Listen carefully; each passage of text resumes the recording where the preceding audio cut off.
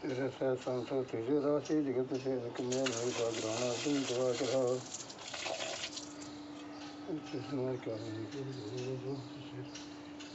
जाए थे।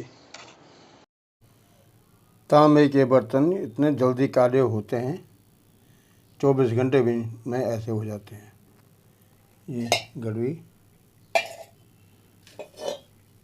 ये दूसरी गड़वी, ये गिलास। ऐसे सफ़ेद कपड़ा भी होता है, इसलिए ये साफ कहे जाते हैं। जैसे स्टील है, चमक रहा है, अब पता नहीं कितना गंदा है। ये जब इसमें इतनी गंदी लग सकती है तो इसमें क्यों नहीं लगती, लेकिन ये दिखाई नहीं देती है। इसके अलावा जब हम स्टील के बर्तनों में खाते हैं, पता नहीं कितना गंद रहता है उसमें। तांबे के बर्तन बिना साफ किए नहीं रह सकते हैं। अब इनको धोना पड़ेगा, और थोड़ी सी मेहनत के बाद शानदार चमकते हैं। ज़्यादा मेहनत नहीं करनी पड़ती है। कई लोगों के मन में शंका होती है और पूछते भी हैं कि पंडित जी, आपने घर में शिवलिंग रखा हुआ है, लेकिन घर में शिवलिंग रखना मुश्किल होता है। रखना नहीं चाहिए, नहीं है शब्द, ये मुश्किल होता है रखना। मुश्किल ये है कि आपको नित्य ही शिव जी का पूजन करना पड़ेगा, और एक शालिग्राम जी का। ये दो ऐसे देवता हैं जिनकी पूजा रोज़ करनी पड़ेगी, बिल्कुल ही खंडित नहीं होनी चाहिए। और देवताओं तो आजकल लोग शोकेस में रख देते हैं, मूर्तियों वगैरह को, लेकिन ये देवता शोकेस में नहीं रख सकते हैं। इनका रोज़ स्नान होना चाहिए, पूजन होना चाहिए। अगर आपके घर में कोई परेशानी हो तो आपको व्यवस्था करनी पड़ेगी, लेकिन दुख आपका अपना निजी है, भगवान का नहीं है। अपने कर्मों का दुख होता है, इसलिए भगवान की पूजा में विघ्न नहीं आना चाहिए। दो चीज़, एक शालिग्राम जी और एक शिवलिंग। शिवलिंग घर में स्थापित नहीं होना चाहिए, मतलब चल बिगड़ा होना चाहिए, हम कहीं भी रख सकते हैं। दूसरी बात यह है कि 6 अंगुल, जैसे ये हमारे शिव जी भगवान जो है 5 अंगुल है, ये 5 अंगुल हैं। 6 अंगुल से ज़्यादा शिव जी का लिंग घर में नहीं होना चाहिए। और जैसे ये मूर्ति है, अगर आकृति मूर्ति साकार, मतलब आकार रूप में अगर कोई मूर्ति है, जैसे श्री कार्तिक स्वामी की मूर्ति है, हम कार्तिक स्वामी के पुजारी हैं, और कार्तिक स्वामी हमारे इष्ट देवता भी हैं, ग्राम देवता भी हैं, और हम उसी क्रौंच पर्वत के रहने वाले हैं। तो मेरे अपने देवता हैं, लेकिन ये भी मैं एक बिलस्त कहते हैं इसको, इस तर्जनी कनिष्ठा के छोर से और यहाँ तक अंगूठे के छोर, इसको बिलस्त कहते हैं, प्रादेश भी कहते हैं। इससे ज़्यादा नहीं होना चाहिए, ये नाप है।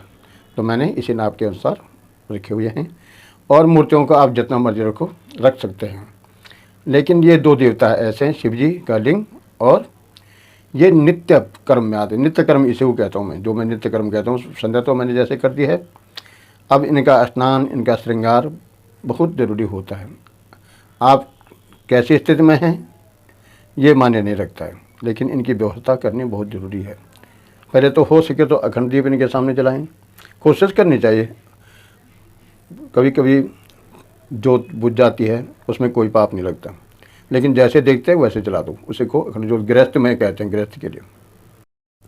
अभी मैंने शालिग्राम जी का अभिषेक शुरू कर दिया है, ठाकुर जी का। और ज़रूरी नहीं है, आपके मंत्र नहीं आते आपको तो आप नहीं कर सकते हैं। ओम हे कृष्ण, हे वासुदेव, हे नारायण, हे राम, किसी भी नाम को लेकर के आप स्नान कर सकते हैं। ये मैंने संकल्प लिया। मैं तो मंत्र से करूँगा, लेकिन ज़रूरी नहीं है कि जिसको मंत्र नहीं आते वो नहीं कर सकता है। हे राम, हे नारायण, जो भी शब्द आता है मुँह में भगवान के नाम का, आप उसे अभिषेक कर सकते हैं, स्नान करा सकते हैं। अभिषेक मतलब स्नान करा सकते हैं। हरि ओम सहस्रशिखा पुरुषः सहस्राख्यः सहस्रपात सभूमिगुं सर्वतत्कृत्वा ततिष्ठतसांगुलम अपूरुख एवेदगुं। तैयार होने में सबसे ज़्यादा देर लगाते हैं ये, इनको तैयार करने में बहुत नखरे करते हैं, इसलिए इनका नाम नटवर रखा है। ये है नटवर और ये है नटनागर। नटवर नागर नंदा भजो रे मन गोविंदा। देवानां ऋषीणां च गुरुकाञ्चन सन्निभं बुद्धिभूतं त्रिलोकेशं तं नमामि बृहस्पतिम्।